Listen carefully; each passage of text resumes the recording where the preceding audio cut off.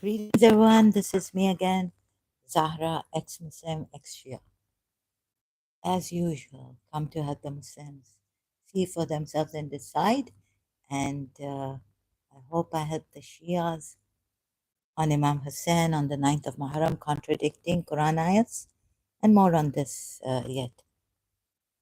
Let's see how many Shias I can help. So I found more contradictions in this way and showing it to you, and have put it exposing the deception and lies of Islam in this way. Session 1. Okay. Now look at this. As I was searching to find more contradictions and also to show you through Quran ayats, Prophet Muhammad, that Prophet Muhammad and his progeny have no fear of Allah or hellfire. Continuing from my previous live stream, I found these contradictions in the Quran, in between Surah 71, Ayat 13, and Surah 48, Ayat 19.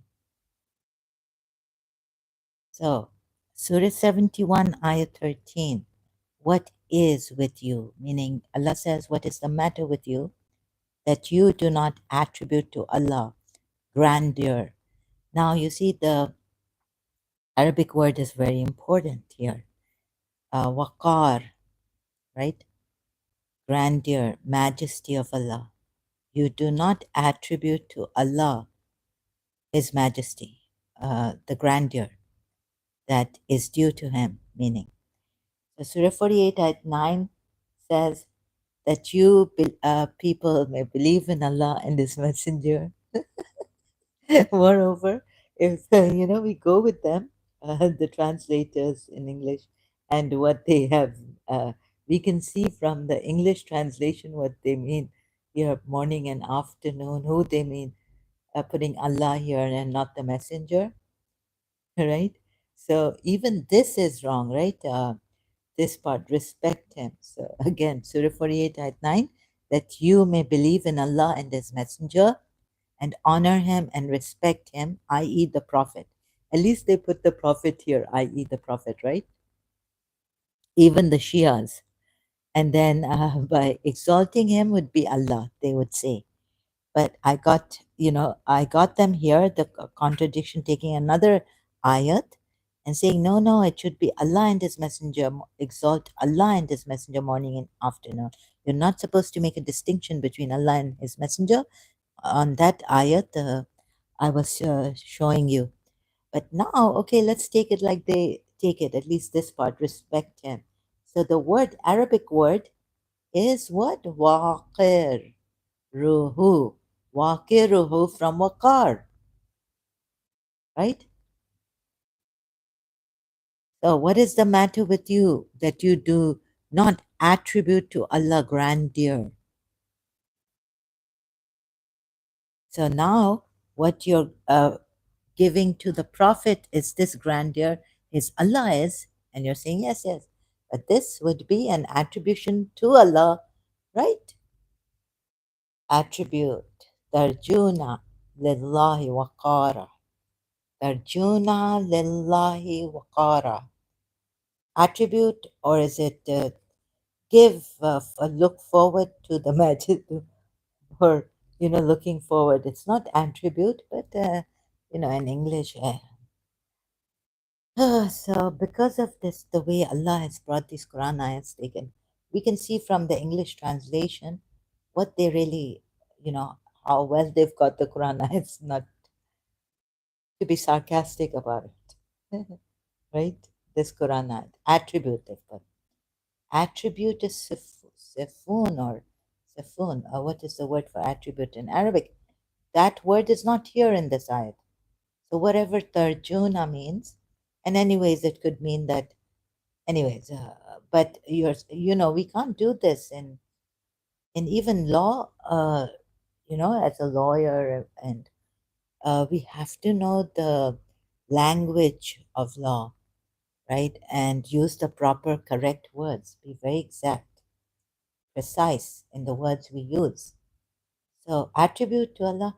And then you see, Allah does say that among the people who take other, no, there's another ayat here that blames the Christians and others for, where is it? Have I prepared those? Proper, yeah. Surah Maida 13. So for the breaking of the covenant, we cursed them and made their hearts hard. They distort words from their proper usages and have forgotten a portion of that of which they were reminded.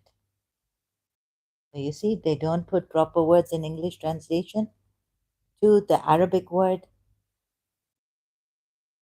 and Allah blames them for even using, using the Arabic word, but they kind of don't use the word in its proper usage. What is the correct meaning of the word?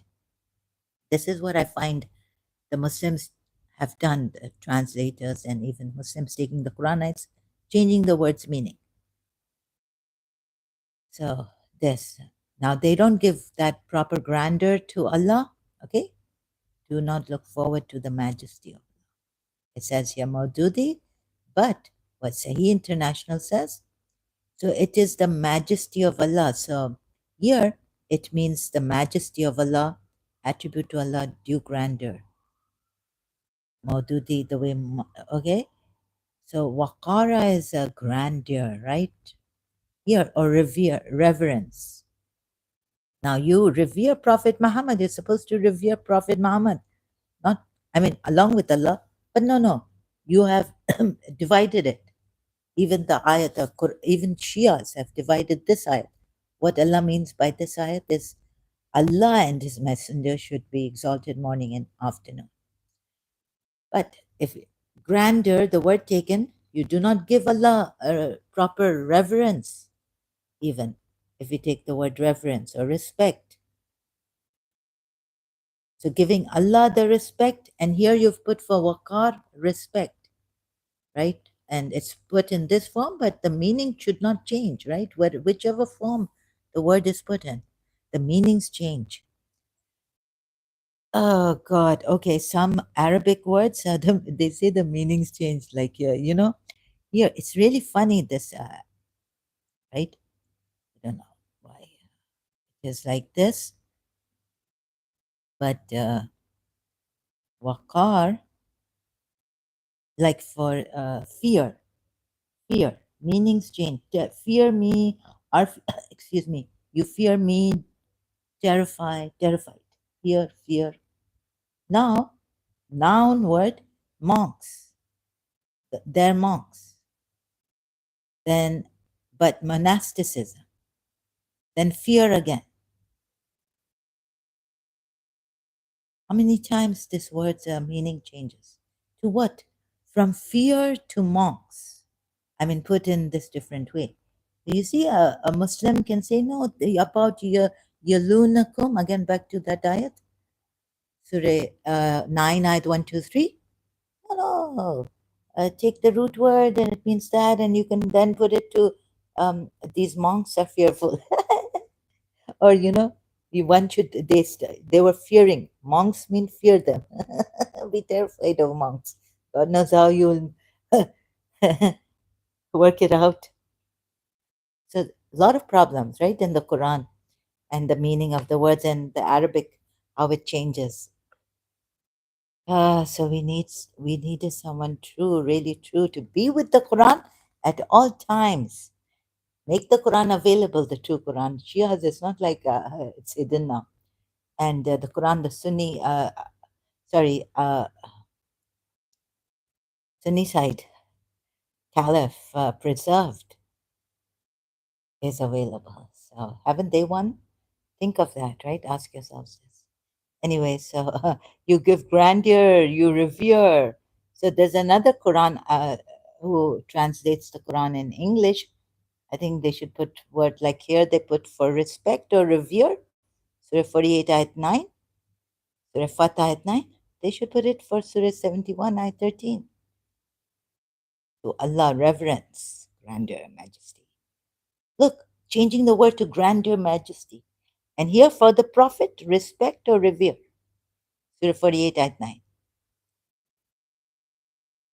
Revere. You see, Maududi has put revere, but you won't put grandeur, honor him. No, no. Support him, honor him.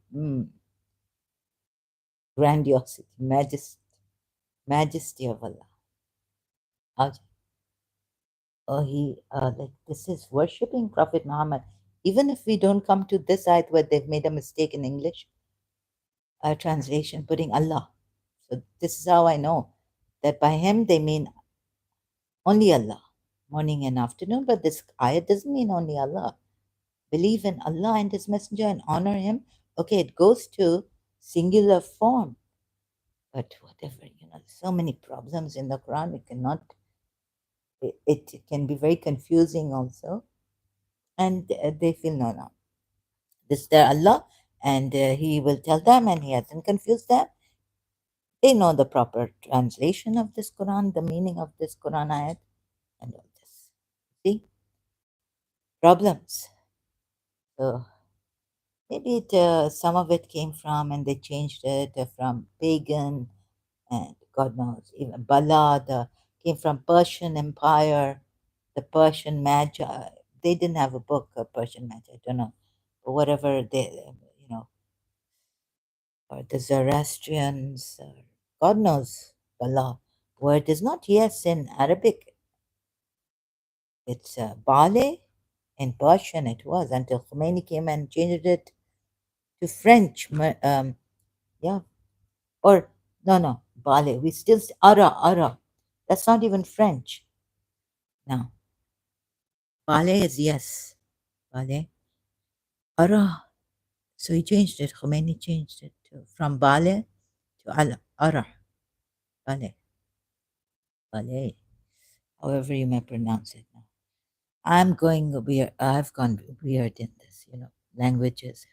So please forgive me and overlook this. Thank you so much for bearing with me here. Now, this also, see, now there is this association, like you have to give that grandeur to the Prophet as you give to Allah, then, right? Surah 71, ayah 13. And Surah 71, ayah 13 is blaming these polytheists, not giving that grandeur, associating. You can even put it this way, right? Meaning of this ayah is for those who take equals. Moreover, giving water to the pilgrims is not equal to believing in Allah and the last day and striving in the cause of Allah, struggling. You see what he's done? I've seen very many unjust ayats against the Prophet. But he's gone and done the same thing using the same root word from WQ, the Arabic, and waqiruhu, waqar, in Surah 71, ayah 13. Moreover, he's gone and you know what he's done in taking Allah and the ayats from God knows where, or where the shaitan came to him. Maybe the polities had a book that was, they could explain, and all this Arabic, very difficult. It changes the root words, and the form changes, derivative from here, and the forms change, and the meaning of the word changes when you use it in another form. I just showed you on this terrified, fear, right? Word.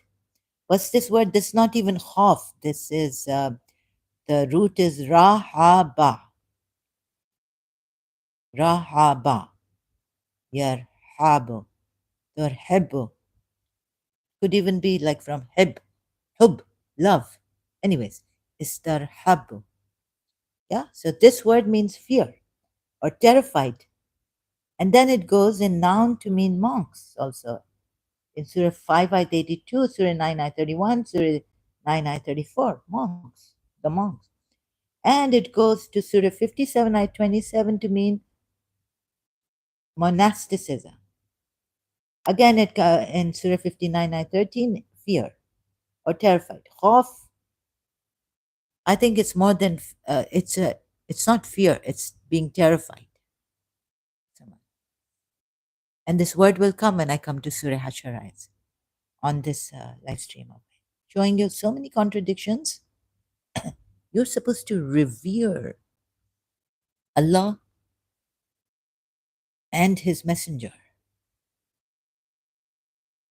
And here, so in Surah 48, ayat 9, so Surah 71, ayat 13, what is the matter with you that you do not look forward to the majesty of Allah, grandeur of Allah?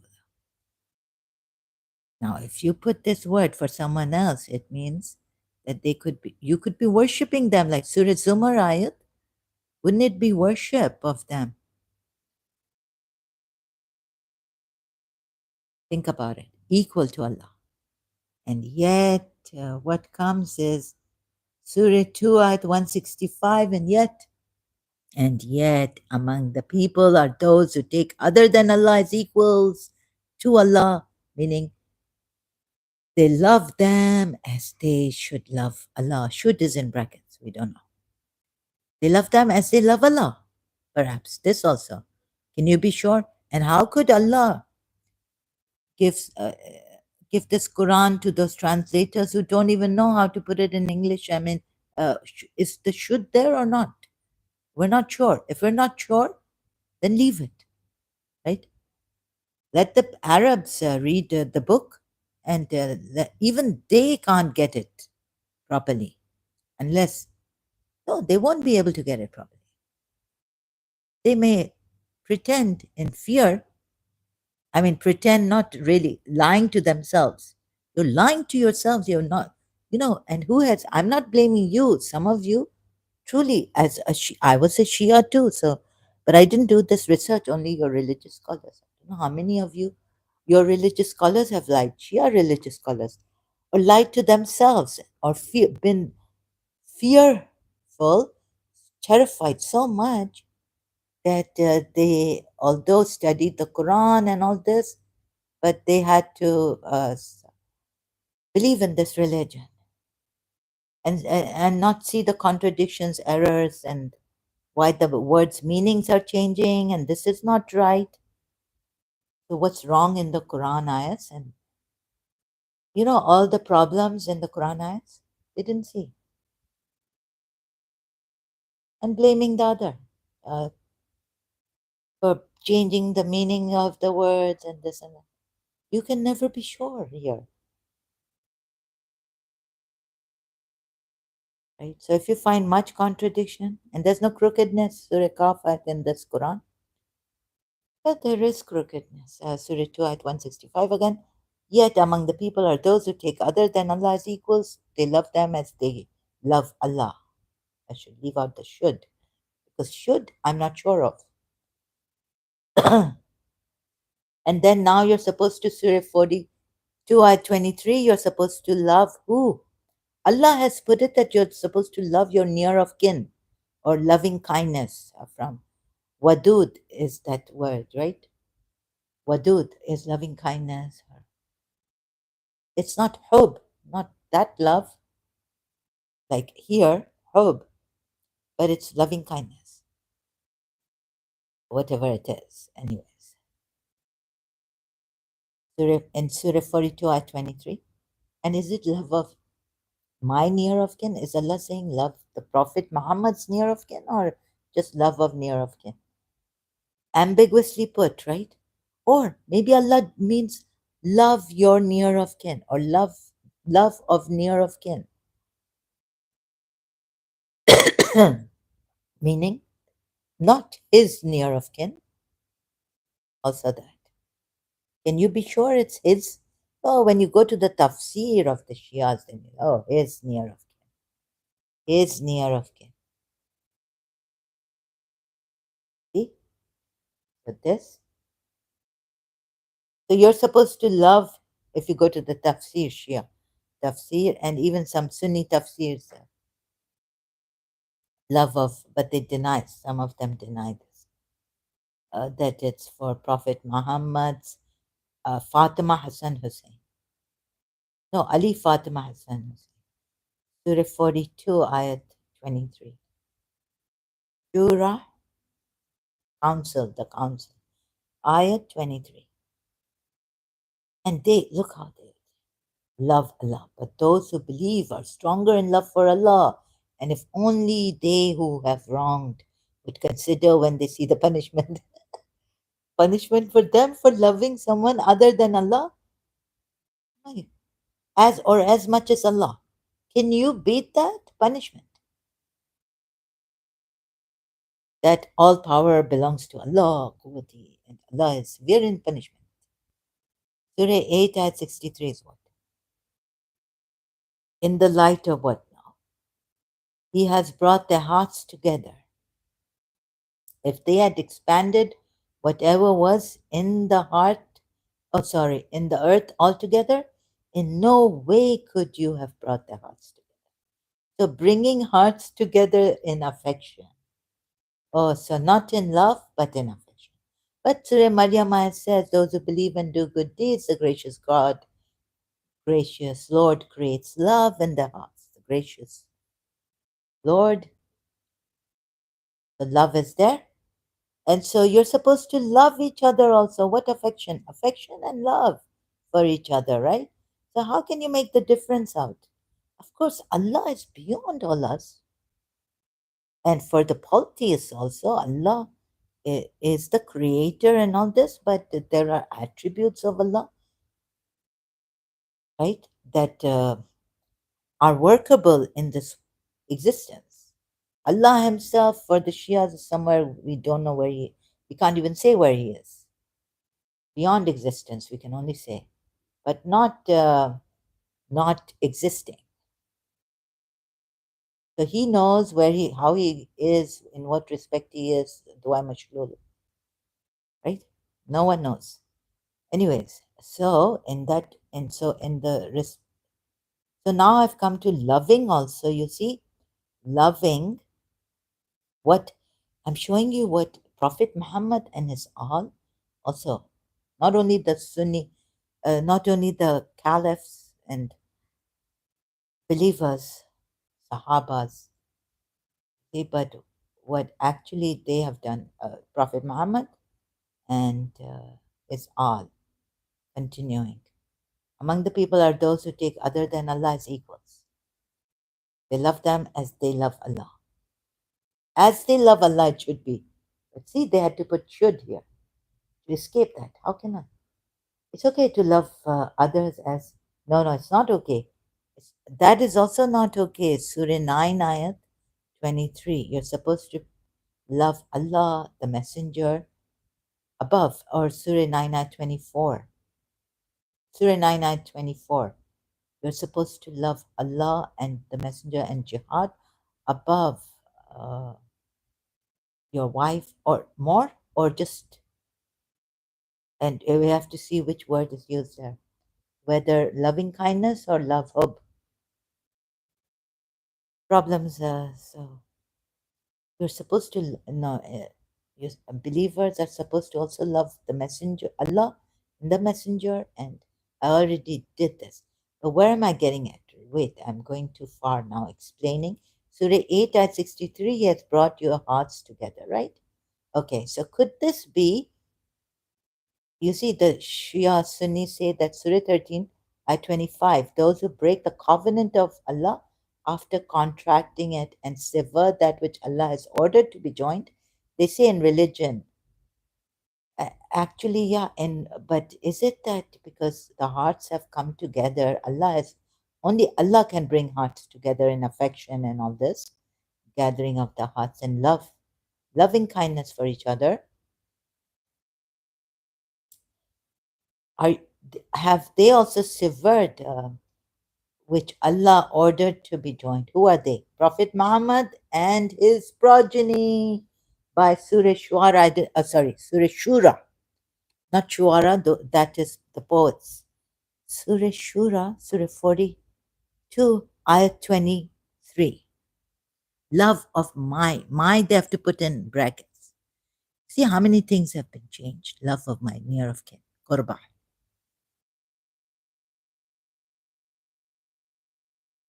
Near of kin. those who break the covenant of Allah after contracting it, right? So what did Imam Hussein do? He said, I absolve you. He has the permission to tell you, break your covenants to me and to Rasulullah, Surah Fatah then, 10. This is what it means. When the Imam is in trouble, danger, you're not supposed to leave your Imam. So Surah 13, ayah 25 also this. And moreover, severing that which Allah ordered to be joined in hearts also, could it be, not only in religious matters, but in your hearts together. Ah, as one community, loving each other. Believers, you are one of another. You are one from each other. Sorry. You are from each other. Believers, that ayat. So be mindful of your duty of care for each other, what that ayat says.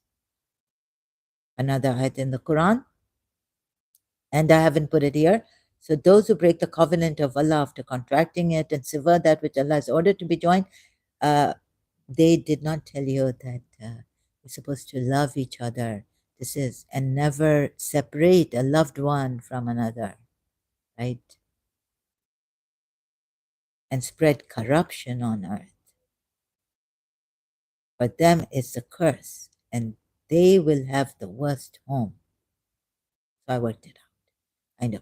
You see, I can't work it out straight like Imam. I have to work it out this way, tell you what not contradictions and indirectly that they did not fear Allah. And the Prophet and his all even did not fear Allah. Look how they've changed the Quran ayats and what they've made of these Quran ayats. The meaning they have to put in brackets somewhere, like in Surah Shura, ayat 23, and here bracket, even the Sunnis, but now more concentrated on Prophet Muhammad for the Sunnis and his all even, his progeny, you can see who persisted in this kind of way. Those who break the covenant of Allah, I absolve you, Imam Hussein says. So I even caught Imam Hussein. Not that Prophet Muhammad is not a liar, he's definitely a liar. After contracting it and sever that which Allah has ordered to be joined. In hearts, perhaps Surah 8, ayat 63, including this also. Spread corruption on earth, for them is the curse, and they will have the worst of. That's why, you see, when look at also, see, what the people are, what his followers are saying. How can we leave you? Without you, we'll die. You are the best uncle. I mean, a disbeliever can say this to his awliya, right? Surah Sumar, right? How can we leave you? You are our master. You are our awliya. Without you and you being in trouble, we have to help you because you helped us and this and that. Anyways, the Egyptian king helped Yusuf, not Allah at that time, right? Saved him and put him on that throne. Surah Yusuf ayats. See how the Egyptian king helped Yusuf in Surah Yusuf. And Allah saying, we helped him. That means that Allah and the Egyptian king are one and the same. Or the Egyptian king is an instrument of Allah, but we're not told the Egyptian king is not a believer in this Allah, one Allah. So this also. Many things are wrong with the Quran. They've made it wrong and they've messed it up. So I have to search from the messed up Quran ayats to tell you where else from the Quran ayats is this wrong. This is wrong, right? 9th Muharram, Imam Ali ibn al-Hussein, Imam Hussein's son, who was in Karbala, narrates that Imam Hussein gathered his followers. Imam Hussein said the following, right? I absolve you of any obligation to me. You are free to leave. Use this cover of night to escape. Why the cover of the night? They're not after them. These people pursue only me. And once they capture me, they will not pursue anyone else. Response of the Hashemites. How is it possible that we should remain alive after you? Huh? That's why some Sunnis say that these Shias worship Imam Hussein. You see? May Allah never allow this to happen. Then his brothers, his sons, Abul Fazl Abbas's brothers and sons of Imam Hassan also, the eldest brother of Imam Hussein, who's gone now, he's Shaheed, they say. And anyways, I put it this way. And sons of Abdullah ibn Jafar also. This is Abdullah ibn Jafar, Bibi Zainab's husband, who has remained behind in Medina. Honor Muhammad also, sons that have gone with Bibi Zainab has taken them, left her husband in Medina. He didn't want to come, or whatever it was the case. He was too old, or anyhow, she's come with her brother. Honor Muhammad, I was told, are 9 and 10, if I'm not mistaken. 9 and 10 years old. On is 9 years old, the Muhammad is 10 years old. How can they participate in this war? 15, you have to be 15. I found this out after Khomeini came. At what age does he allow the Iranians to go to war with Iraq? Saddam Hussein. 15. So Honor Muhammad are too small to and not eligible for war. All spoke similar words, speaking similar words. May Allah never allow this to happen. Oh my God. We'll die and live with you. So what I mean by oh my God again, Imam Hussein then said, what do I mean by oh my God?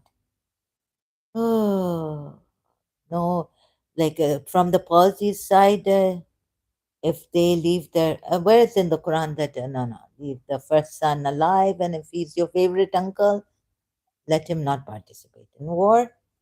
All of the family members, you know how, look at Safiya bint Huway, right? She was the favorite of her uncle and father, Safiya. See what happened.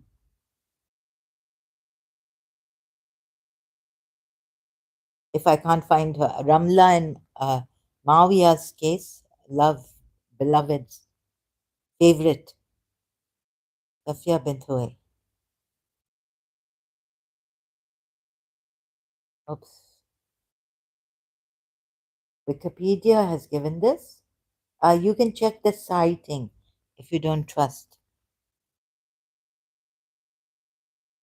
Safiya bint Huway, early life, when the Bannada expelled the Medina and Battle of Khyber, invaded Khyber. Marriage to Muhammad, consummation. So we defeated, surrender some Jews that were allowed to remain in the city. Where does it say here?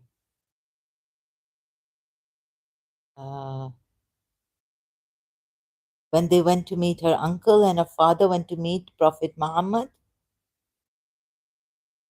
he asked them, sight of slain Jews. The latter one, she came along with another woman.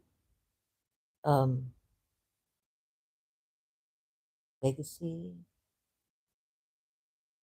Okay, let's see her father. Where did I read it? I thought it was here now. Find it difficult to find it. Here. She was the favorite. And so,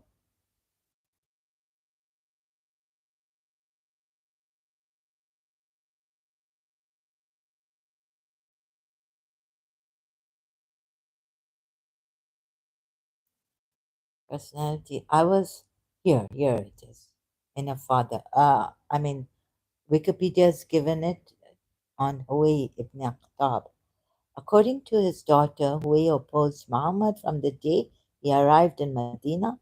So she has narrated this. She recalled, I was my father's and my uncle Abu Yasir's favorite child. They could never see me with one of their children without picking me up. Remember Sakina? Sakina, Abbas called her, Abbas, the stepbrother of Hussein, and called her what? And Hassan called her what? He was her, she was her, she was his favorite. Sukaina, he called her Sukaina, Hazrat Abbas. They could never see me with one of their children without picking me up. When the Messenger of Allah came to Medina, my father and my uncle went to see him. It was very early in the morning. So this is important, right? Only this now, for now. What he's done to the father, goodness, and he's raped her. Are you crying? Are you going to cry for Sukaina? Sakina bint Hussein on the 13th of Safar? Shias, pity yourselves. Baby, save up all your tears. Save up your tears. Robin Beck song. You don't know it now. Let them cry. Yeah. Why cry for them? Since childhood, what was Safiya for her uncle, Abu Yasir's favorite child? My uncle. I was my father's and my uncle's. Ah, Abbas. And Hussein also. Hussein's favorite, Sakina. Ruqayya bint Hussein, the Arabs call her. See this. So this, okay. So where's the favorite and all this gone? Now where do we? Okay, now not too much. Just see this here. Back to the notes. Your family has sacrificed much with the martyrdom of Hazrat Muslim. Tribes have been wiped out. Jewish tribes. Prophet Muhammad, by the command of Allah, wiped out Jewish tribes. Your Imam Hussein is saying in Karbala, "O sons of Akil, your family has sacrificed much. Only Hussein, only Muslim Ibn Akil has gone." For God, it makes my blood boil. And where are we now? Messed up. So back here. I have to do justice to this. Please bear with me as I go. Thank you for bearing with me. If you can. He has brought their hearts together. Those who break the covenant of Allah after contracting it, severing the ties of hearts put together. Must be polities putting hearts together. As ordered, polities Allah. Joined and spread corruption. That's how they spread corruption. The curse of Allah is on them. On them. Surah 13 and 33. Then is he who is a maintainer of every soul what it has earned like any other, but to Allah they have attributed partners. Say, name them. Shias, you know who to name, right? Ali. Ali is also a name of Allah, Most High. Ali, Ali al-Nazim, Ali al-Azim in the Quran ayat. You can name them, and now you also Muhammad, Sunnis also. Muhammad, you are revering the grandeur of Muhammad. You are actually worshipping Prophet Muhammad. Take Surah 71, ayat 13 this way now, coming. And Surah 48, ayat 9. Name him. Ah, you give the name. You have attributed partners to Allah. You know their names. Right? Shias know many names after Prophet Muhammad, his Imams afterwards. But Sunnis, you know one name after Allah, and that's you have attributed with partners with Allah. Your Allah has, and you want to deny that. You want to deny that. There's Rasul Kareem also, Surah Takwir ayat, with Allah, right? Possessor of power, with Allah. Ainda is also with. So what have you done here? Is the sound coming? It's one of a kind. So what have you done here? I hope there's no disturbance. Oh, now I hope I don't have to come again and again the same day until my root doesn't rest, my spirit. I'm not restful. My heart doesn't rest. I'm helping you see this.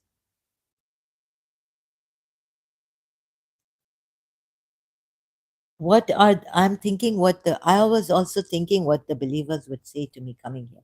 Are you really true believers? Hello? I will go to Surah Mu'minun, but before that we are going to Surah Rad ayat. Very few people know the truth, and that ayat came in my dream saying, but you know this is the truth. Maybe from the polity side. But I don't believe in the polytheists. However, we'll see about that. So you see, Surah 13 has come. Surah 13, covenant of Allah after contract. They broke it. I absolve you of the oaths. Some of the Sahabas of Imam Hussein, Ashabs are saying, companions are saying, what is this? Do you want us to break? We have to keep the oath. And how they put it to him. They don't say, do you want us to break the oath of Allah? But you know how they say it. Oh, politically right. Religiously proper so that they don't embarrass him. Embarrass Imam Hussein. Surah 13, ayat 25. But those who break the covenant, oh no. Surah 13, ayat 33 we're on. But to Allah they have attributed partners. Say, name them. Well, Allah, I just worked out the Quran ayats. Thanks to Rob Christian also, right? On this, the believers have the translators, Surah Fat Ayat 9, they've made a Surah Fat Ayat 9. They've made a mistake. This is not only Allah, this is Allah and His Messenger, meaning Prophet Muhammad here. This Messenger, Prophet Muhammad. Morning and evening exalt him. Okay, he may have gone singular because he wants you to honor his messenger, revere the prophet, his messenger, exalt Allah, morning and afternoon. What a clever God, going singular like this. But remember, he went singular on waliyakum, but Allah, the messenger and the believer. Surah Maida at 55. He went singular on waliyakum, not awliya, not putting awliya, plural form in Arabic for wali.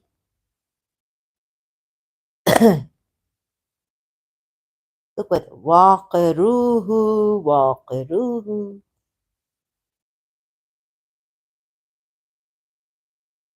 What is the matter with you people that you do not look forward to the majesty of Allah? Surah 71, ayah 30. Name them. I worked it out, Allah. Now jumping to back to Surah 13, ayah 33. Muhammad, Muhammad, Muhammad. Yes, you've got it. Why are you asking them? You already named them. Indirectly, now the Quran ayahs are so messed up, I have to give you indirectly. And now Surah Fat ayat 9 becomes clear to you that attributed with Allah is Muhammad. Surah Takwir ayat attributed to Allah is what? So the grandeur, but to Allah they have attributed partners or even attributed what? They have names. If you take this name and give it to someone, Allah's name, and give it to someone like Muhammad gave it to Ali. Ali's mother did not name him Ali when he was born. She named him something else, Asad or Lion of Allah or something. Prophet Muhammad gave him Allah's name, Ali. You see how they corrupt Allah's name, Quran ayats also. And if I could reach those masjids from first, go to those whom the first were created at first. I will go there some other time and show you how their masjids and their imam bargahs, even the Sunni masjids, Muslim masjids, have been built on wrong things. These are not the masjid awal, first, and how they say that we want reform. Those who fulfill the covenant of Allah and do not break the contract. Who broke the contract also? Surah 13, ayat 20 now. Surah Rad, ayat 20.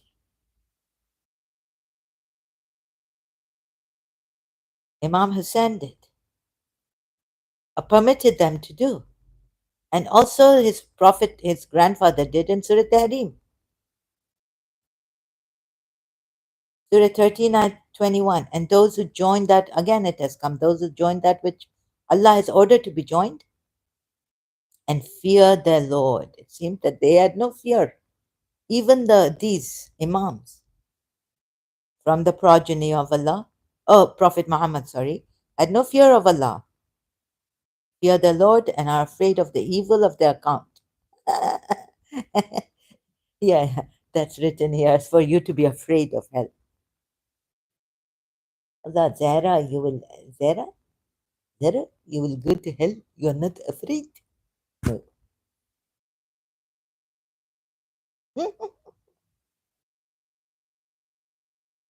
Why isn't this clear? Those who join that which Allah has ordered to be joined break the contract. Fulfill the, do not, those who fulfill the covenant of Allah and do not break the contract. Imam Hussain has been given permission. He has authority to tell you, I absolve you of this contract. How well he said it without, see, with such what deception. Those who join that which Allah has ordered to be, those who join that which Allah has ordered to be joined. Those who join, here it's those who join that which Allah has ordered to be joined and fear their Lord and are afraid of the evil of their account. Which, of course, seems like Imam Hussain wasn't either. Like his grandfather, Prophet Muhammad, and like his father, Ali. And like those Sahabas who were with this Prophet. Surah 39:22. Prevent evil with good. Oh, how many ayats are there? Prevent evil with good. Right? Yes. So these parties may have prevented evil with good. So now what the Shia say? That in the beginning you prevent evil with good, prevent evil with good. Go to Surah Fusilat also. None is granted it, save those with great good. Prevent evil with good. So they even prevent precaution, taking precaution, preventing evil with good. The polytheists, because you don't, now your Allah is saying in Surah 39:14, to him is the supplication of truth, and those they call upon besides him do not respond. Oh, no, okay, the supplication. What, Imam Hussein, Kufans were calling him. He took his own sweet time, Imam Hussein, to help the Kufans. No, no, wait. Let me show you something else. So prevent evil with good. There's another ayat on this, right? Surah 39:22. Then with very great difficulty, I find wood. With great difficulty.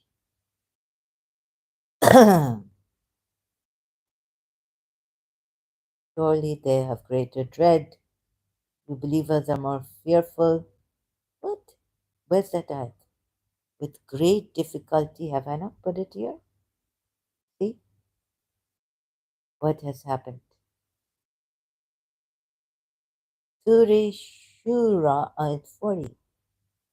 And the retribution for an evil act is an evil one. Zahra, have you become tired of seeing how many lies are deceiving your imams, former Shia? Oh, tired? Very, very tired? That you didn't put this ayat there, or did you? The retribution for an evil act is an evil one. Where will the Shias use this ayat for?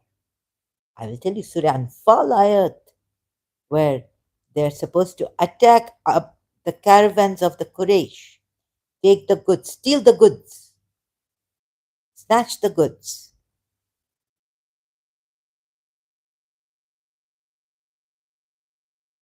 The retribution for evil act is an evil one.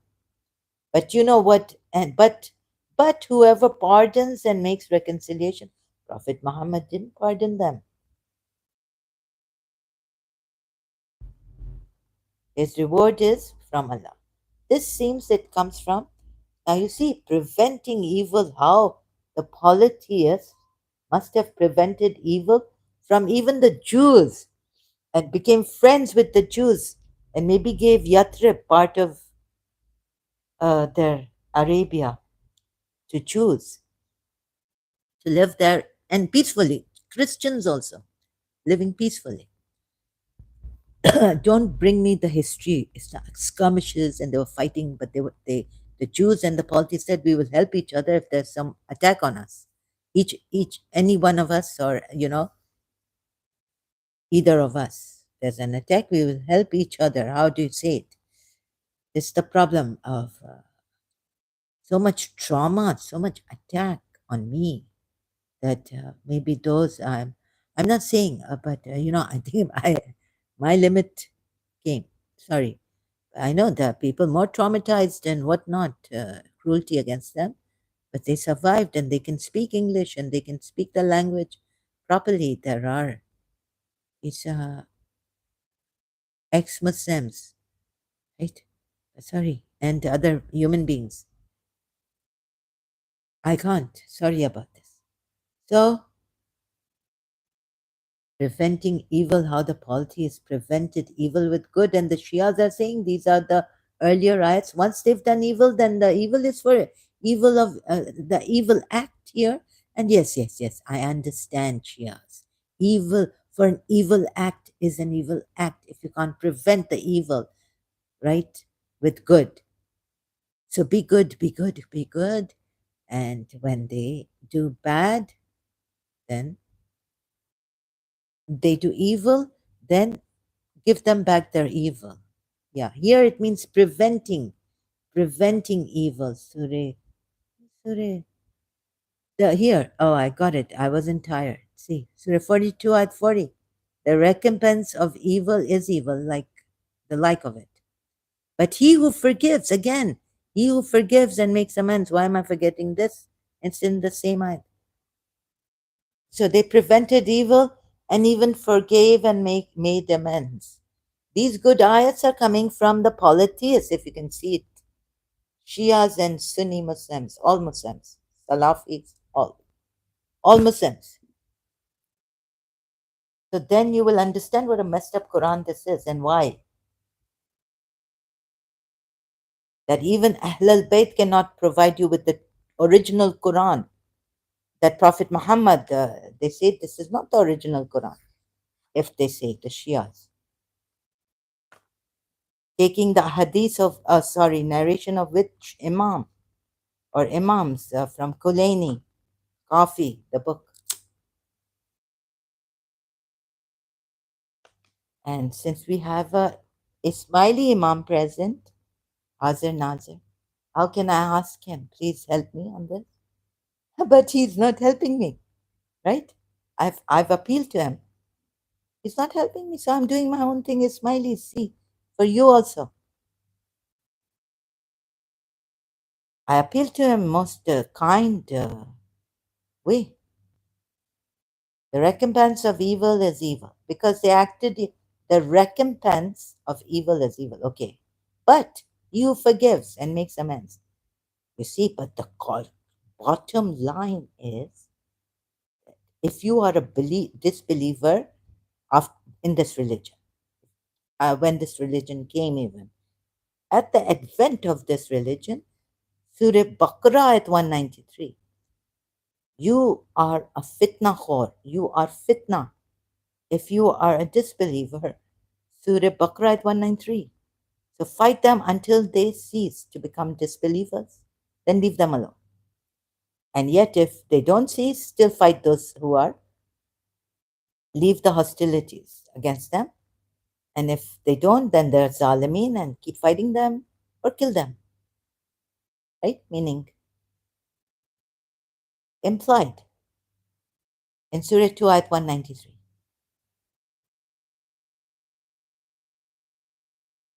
So all this nonsense of being good and when they, but evil is evil, the evil act, but he who forgives and makes amends.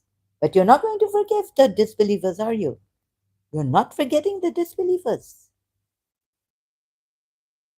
You're not forgiving the disbelievers. Fighting them. Allah told that you fight them. And those who are patient, Surah 39:22 also. And those who are patient, see, and here again, I had to bring it with the Shura. So It was supposed to come again, but again I went. So Surah 13, I 22, prevent evil with good. Um, is Imam Hussein supposed to do this? No, in Karbala. Surah 13, ayat 14. No, no, the Shias would say he gave Ali Asghar to appeal to their house. No, no, he was telling them, go, leave me. Take your kids. Okay, his kid, Rabab, take Ali Asghar and go with Hazrat Abbas. Okay? No, he didn't help them to prevent evil. If you kill me, and although he said, if you kill me, then there's no way you'll be in hell forever.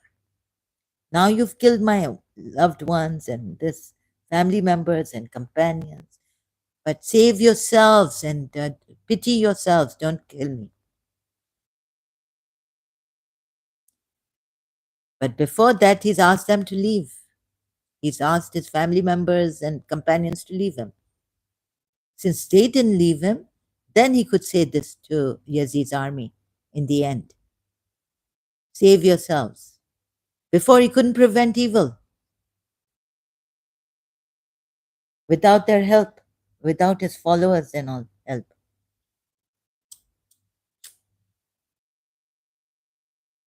You see the heart Hurmallah had. Maybe there was a baby in the Jews' side, the polytheist side, and how they must have killed that infant, blaming it on the polytheists that they used to bury alive their infant daughters. Done. And your done will be forgiven if you enter Islam, become believers. I showed you that those Quran ayats in my older live streams earlier. Now, Hurmala, you Shias in Karbala, how did he have the heart to kill a 6 months old Abdullah ibn al Hussein, the son of Hussein, Abdullah sin, 6 months old baby? He had the heart because he was looking at those babies who must have been killed. And you can even marry those who are infant. And Imam Tawhidi was saying just to save, because war, under war, then what? And this is the solution God has found, that you marry these babies and have time with them. Huh? This is the way, this is the only solution that Allah found, because the polytheists were wanting to, why they wanted to bury their infant daughters alive, because if there's a war, and so they didn't want them alive and then be taken by the enemy force and for sex and all this. Slaves. Is this the solution Allah found? Imam Tawhidi? I would ask him if I could. That's why that's why they said, okay, don't kill. Islam said don't kill. Allah said don't kill your infant babies, burying them. We will marry them. Is this the best solution Allah could find? Oh, Imam Tawhidi, sorry. Right? But no, this is terrible.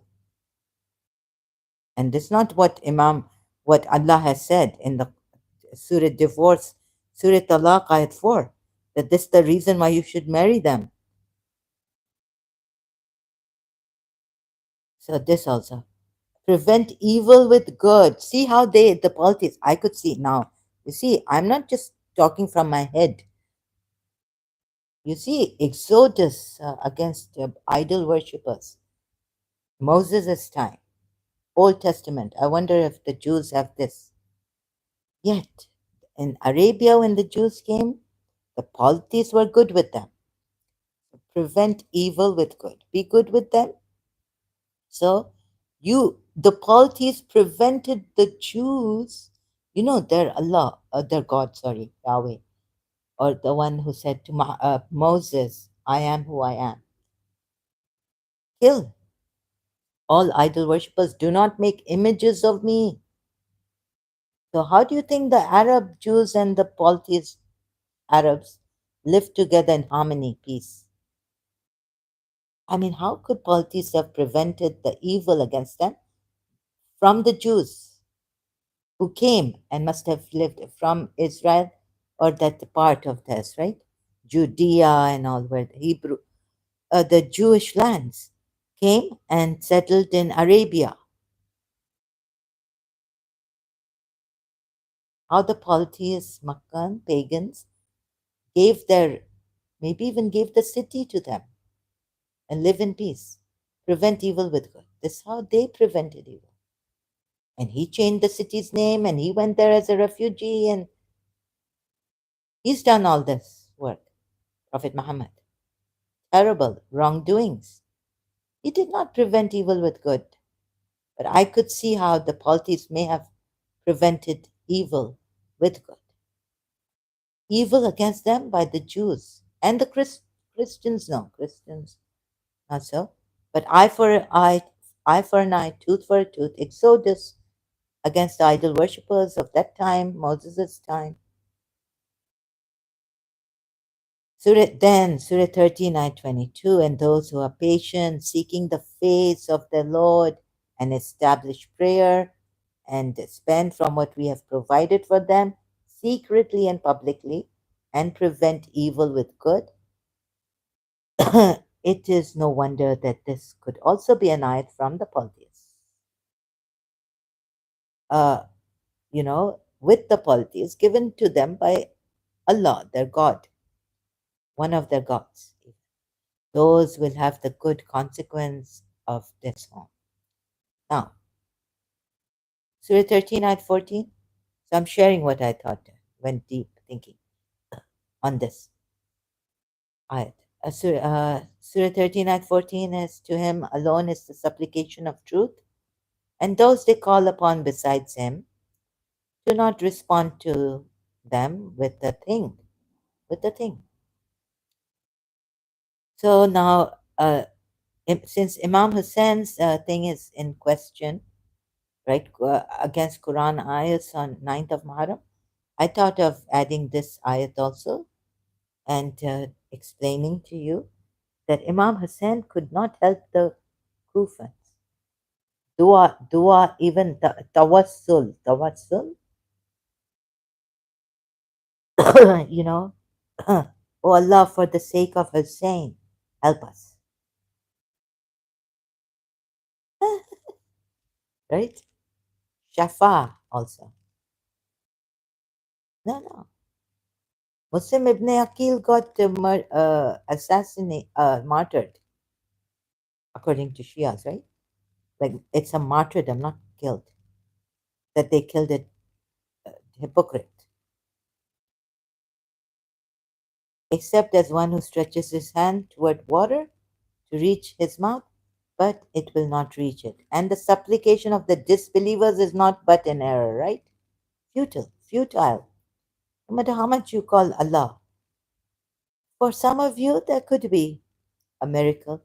Imam Hassan helped me. He came in my dream, he put his hand, like that. But not for all. I've known how many Shias suffering, going to therapists, psychiatrists, getting shocks, psychiatric shocks on the chair, going insane, having psychiatric medicines, even Sayyid and all this. Futile for some. Maybe God gave you a miracle. You went to the pilgrimage, no cancer. This happens in every religion. Miracles happen. Even Guru Paramahamsa Vishwananda, I was telling them there's something I put in the comment of under the, that our Guru, he distinct me, he cured me of cancer, and when I was going to the airport, I forgot my this thing, and then I remembered, and this, and that. You see, so even the Hindus have miracles and miraculous healing and help from the gurus. Some of them. Surah 8 at 60. But Imam Hussein failed to help the Kufans and prepare against them whatever you are able of power and of steeds of war. Uh, Hello, Imam Hussein. You did not prepare against them, or they gave you no, because now they know you, they know your father, your grandfather. So what your brother did, Hassan, what did they do? They made him Mawiya, and now you're sitting. Okay, Mawiya has a you that you call the peace treaty that Prophet Muhammad did with the polytheists, and didn't keep the promise, didn't keep the treaty. Mawiya made Yazid the caliph, right? Now, Imam Hussein was not able to prepare against them whatever he was, you're told to, you are able of power and of steeds of war, by which you may terrify the enemy of Allah. Terrify them and your enemy. And your enemy. Not only the enemy of Allah, but your enemy also. And others. And others besides them. And others besides them. Whom you do not know. Whom Allah knows. Come on, make sense of this, please. Others whom you do not know, but Allah knows. Anyways, yes, the invisible ones we don't know. Hypocrites. So Imam Hussein is supposed to prepare an army. Not that I will go and sacrifice like this, or Islam's name I will save, but you are supposed to prepare against them. Allah's enemy and your enemy, and besides those whom you do not know, but Allah knows them. Huh? Ninth Muharram, Imam Hussein saying, I'm absolving you, they only want me. So if you don't understand Surah 40, Imam Hussein cannot use Surah 9 ayat 43 and Surah 9 ayat 91, is it? Have the authority to give them the permission to absolve the oaths, obligations they have towards him, and the oaths they've given to Prophet Muhammad also, to help and honor him when in danger. Surah 9, ayat 120, not to prefer your lives over the lives of over the life of Prophet Muhammad. Now here, I hope it's not tucked up. There's no disturbance. Now here.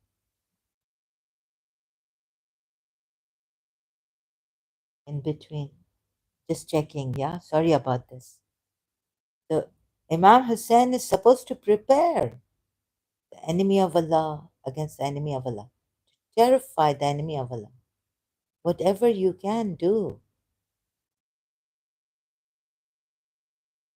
Now tell me, he said this is the true Islam that I'm saving. Is it? According to Surah 8 ayat 60.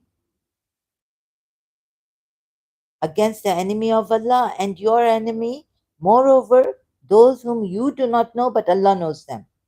Against them also. Like in the future, maybe what Allah means. You do not know, but Allah knows. Like maybe in the future, like Yazid's army, what a great. So you're supposed to prepare to war against them. Not that they are after me. What Imam Hussein has said, let me not repeat it. What Imam Hussein has said to his family members and companions on the 9th of Muharram, as we saw in the earlier live streams. Surah 59, ayat 13. You, believers, are more fearful within their hearts than Allah. What is this? How has he written it? It really gives me a cognitive dissonance. At one time, I thought that, what is this? Something like, surely, please, where are your minds? And where was my mind at that time? And even recently, like, I thought, believers are more fearful within their hearts than Allah. Of them than Allah. Believers are more fearful within their hearts of them than Allah. It should be right. So you believe, no, no. But then what I realized, akal kitni? Do I have brains? Maududi trans. Surely they have greater dread for you in their hearts than for Allah. But that's not the way Allah has put it. Sahih International is more like word by word, right? Surah la antum ashhadu ashhadu rahbatan. You see this rahbat I couldn't find as a fear, khawf word used in different forms. So what is this rahbat? It is dread or terrified, greater dread, not fear. Sahih International. Khawf is fear. So, and even the way this ayat is written,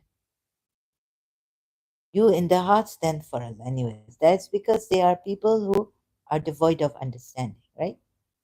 So they fear the people more than they fear Allah, or they have no fear of Allah, but they fear the people. What are the Muslims told? Even Prophet Muhammad in Surah 33 at 37, and the Shias try to change it to mean this and that. Allah meant this by putting it this way. Now, what are the believers told in Surah 9, ayah 13? Will you do you fear them? Surely Allah has greater right. Even now, this last surah, one of the last surahs revealed to Prophet Muhammad in his life, taking Islamic history, surely Allah has greater right that you should fear Him. And this is, here comes khawf, or being mindful, or khawf, right? Whatever it is. So, but it means that you should be more mindful or fear Allah. And see how Allah has put it. Do you fear them? Do you fear them? Asking you a question like this. Who does this? Allah should have said, I know believers don't fear them, but fear me. Right? How is Allah questioning in the last surahs revealed to Prophet Muhammad, ayats in his life, still questioning the believers in this way? Why is He questioning you in this way? Are you questionable even now? The Sahabas with Prophet Muhammad, are you still questionable at the end of his life, revealed? Yes, it seems like it. And so, why is Allah blaming these? Right here, when He's questioned the believers in Surah Tawbah, questioning the believers like this, or a truth, you are stronger than they because of the terror in their hearts sent by Allah. Yusuf Ali has put it this way. This because they are men devoid of understanding of a truth. You are stronger than they because of the terror in their hearts. Oh, sent by Allah. Really, Yusuf Ali? Let's go to this ayah. So this, can you blame them? Surah 59, ayah 30.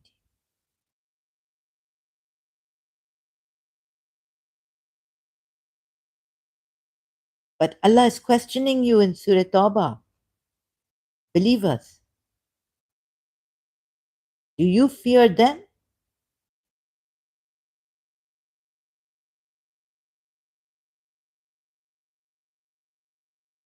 Let's see if Yusuf Ali is right. Certainly, you are more intense in fear, in dread, terrified, in dread. It's more than fear in their breath than Allah. Yusuf Ali, you are also wrong in the English translation. Than Allah. Acha, acha, in their hearts. Their hearts or in the hearts? In their hearts, in their breasts than Allah. There. You, meaning believers, are more fearful in their hearts more fearful in their hearts than Allah. What does this mean? I'm kind of, anyways, we take the English translation. Surely they are that they are in dread of the believers more than they are of Allah. But Allah hasn't put it well. And it's all wrong. So messed up ayats, I'm trying to also show you the way the deception of Prophet Muhammad and his progeny, persisting that this is the true religion, the Nana was true, prophet sent by Allah, honorable, revered, you should revere, and this and that, exalted in character, that you should follow his example. So much, so many things, right? But I can't because the eyes are so messed up. Also, anyways, like this one, Surah 59, ayah 13. So let's take it to what they, let's go with them. All right. So the disbelievers, these people in Surah Hashar mentioned, are by Allah, are more fearful in their hearts about you believers than Allah. Right. But Allah questions you, believers, in Surah. Why is your fear questionable? Also, believers, Surah Mumtahana, let's go. Why are you telling Allah here? And Allah Himself is saying, what do the believers want here? Not to be tested by disbelievers, right? Do not put us on trial. But in Surah Tawbah again, after Surah 4,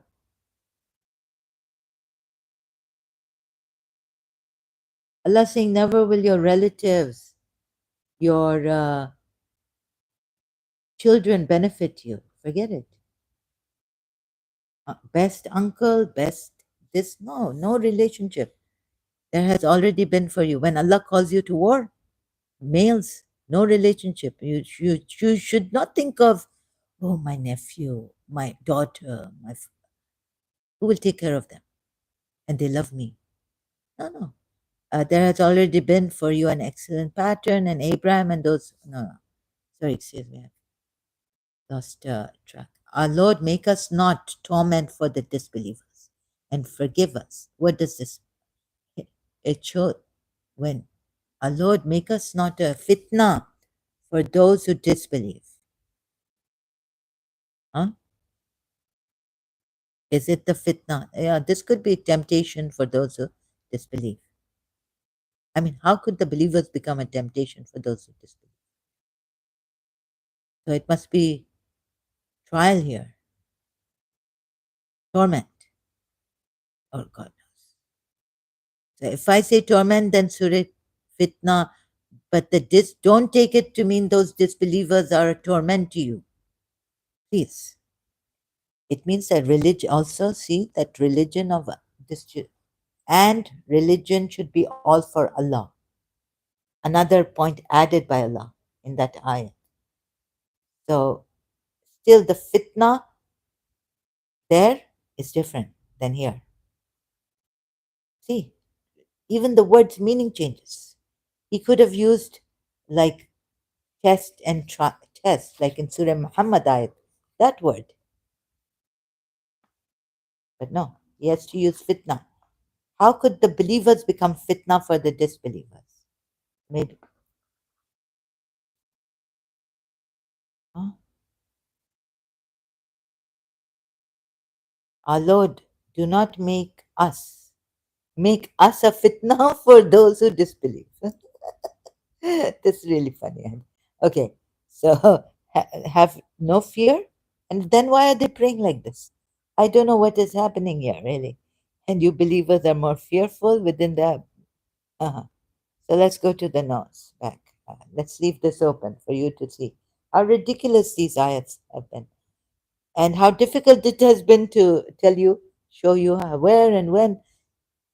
Not only Prophet Muhammad, Imam Hussein, his progeny persisting in wrongdoings and showing you they are the right ones. They are the ones who command good and forbid evil. Wait a minute. If you're going to tell me you are believers and you command good, Are you really believers? Imam Hussein wasn't a believer. Who are believers? True believers. Surah Mu'minun. Which one thing he did, which believers do, which he didn't do? Guard the covenant, pledges, contracts, promises you have made. Don't break them. But there's an ayat which says you can break them, but in this circumstance, no. So Surah 5 ayat 13 is what they distort words. Moreover, of a truth you are stronger because of the terror in their hearts. Now, Yusuf and Leah, God didn't put it this way. And because they are devoid of understanding. But believers have been questioned too. Do you fear them? Surah 5 ayat 13. They distort words from their proper usages and have forgotten a portion of that of which they were reminded. Imam Hassan has forgotten on the 9th of Muharram, and you will still observe deceit among them, except a few of them. Deceit, I could see. So how we have been deceived by Imam Hussein carried on from Prophet Muhammad.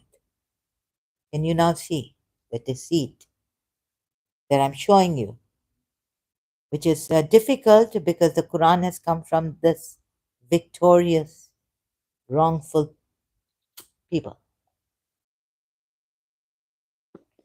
except a few. Look at the deceit.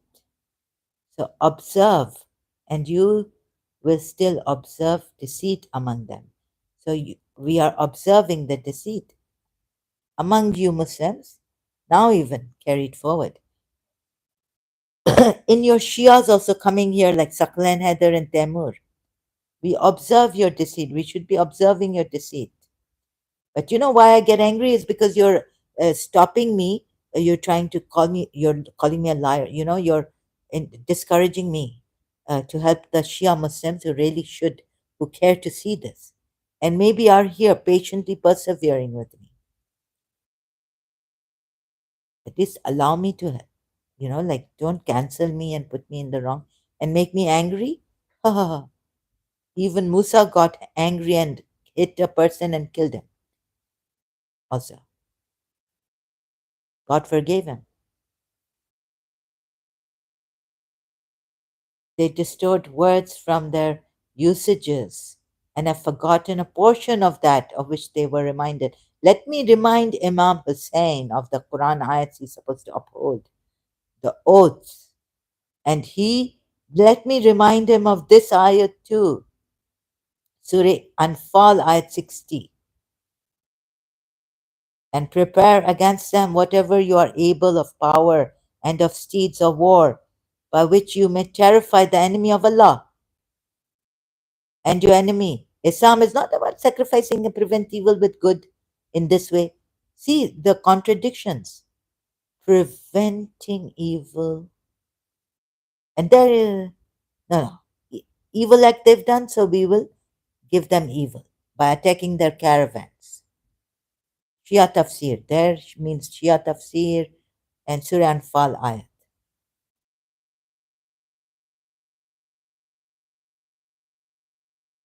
What about this Imam Hussein, Surah 8 ayat 60? Since I have been on Imam Hussein contradicting Quran ayats, part of them they've forgotten. And moreover, not only Allah's enemy, your enemy, and others, besides them, whom you do not know, whom Allah knows. Terrify the enemy of Allah. So here the word is that the Rahm, what is in Surah? Yeah, Surah 59 then came this fearful, no, terrify, terrify, terrify. Arabic word. Now you got it? Why Imam Hussein forget? And why am I going to tell you this? Not awe of Allah, but terrified. Terrified. Imam Hussein should have prepared an army, power, steed, whatever he could. Not think like my father was saying from childhood. He was thinking how he will, uh, you know, take Karbala and show the people against Yazid, these hypocrites. Mhm. How he will sacrifice and win the war by sacrificing everything. This, my life, my everything for Allah, right? And he become king of Surya Anam. My life, my prayer for Allah.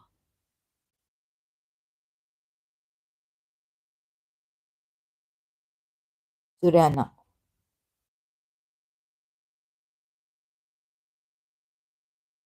Shah Anam.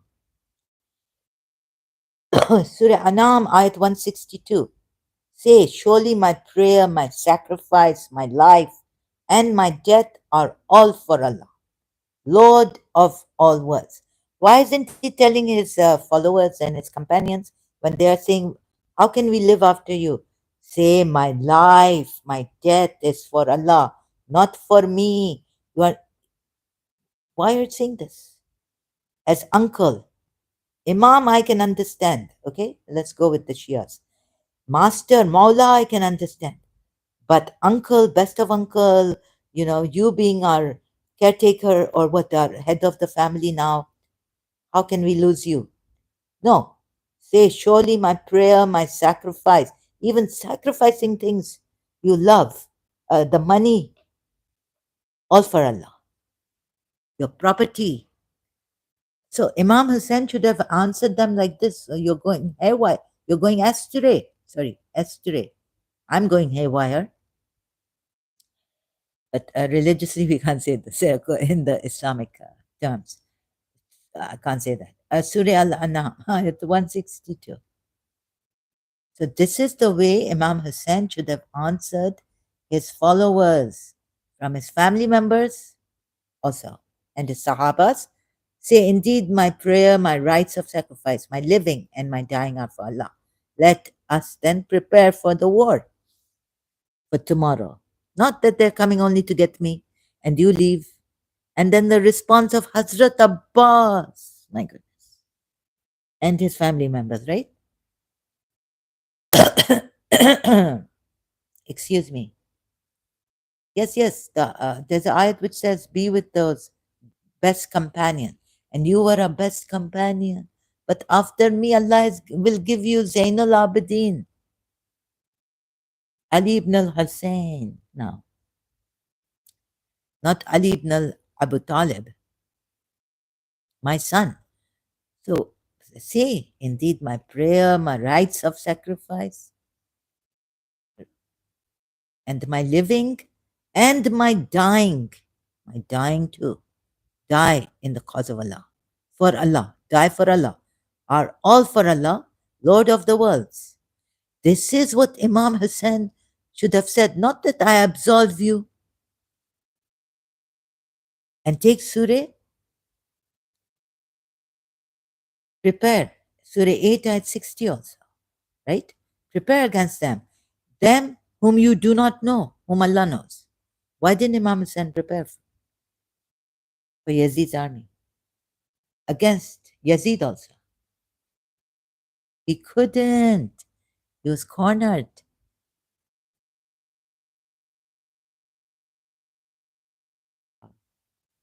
What was Imam Hussein's reply? No, sorry. Imam Hussein's followers reply.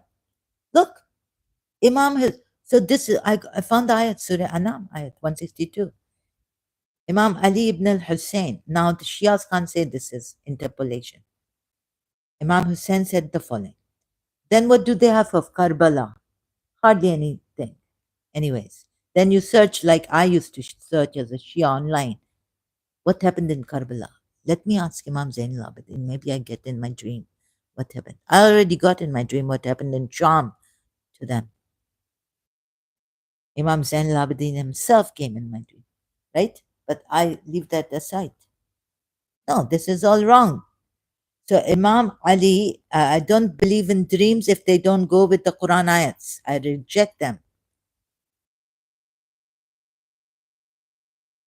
Imam Ali ibn al-Hussein narrates that Imam Hussein gathered his followers after Umar ibn Saud and returned to his camp. This is help for the Shias, more help, coming from Surah Anfal ayat and Surah Anam ayat. My dying also for Allah. What are you saying, Hazrat Abbas? I absolve you of Imam Hussein. You are free to leave. They just want me. They will pursue me and capture me. Response of Hashemites. Hazrat Abbas, the step brother of Imam Hussein, younger brother also. Hazrat Abbas was the first to respond. How is it possible that we should remain alive after you? Say, my death, my dying for Allah. Surah Anam, ayat 162. Not how should we be alive after you? May Allah never allow this to happen. Okay,